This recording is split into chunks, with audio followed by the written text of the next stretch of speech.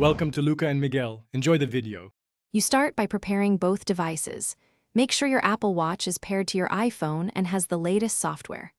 Open the Watch app on the iPhone and tap Wallet and Apple Pay, then choose Add Card. You'll scan or enter card details.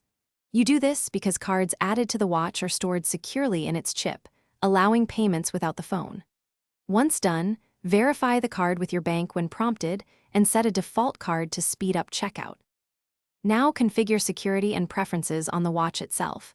You must enable wrist detection and set a passcode so Apple Pay only works when you're wearing the watch. This protects your funds. Next, in Wallet, pick a default card and enable Express Transit for quick rides if your transit system supports it.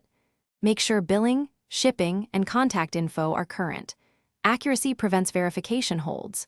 These steps ensure payments are both fast and secure. While reducing to pay, double-click the watch's side button, select the card if needed, and hold the watch face near the contactless reader until you feel a tap and see done.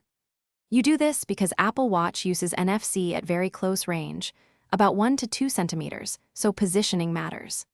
If a reader rejects the payment, make sure the terminal accepts contactless, restart the watch, reopen Wallet, or re-add the card. If issues persist, contact your bank to check card activation or fraud blocks. Thanks for watching and please subscribe. It's the best investment you'll ever make.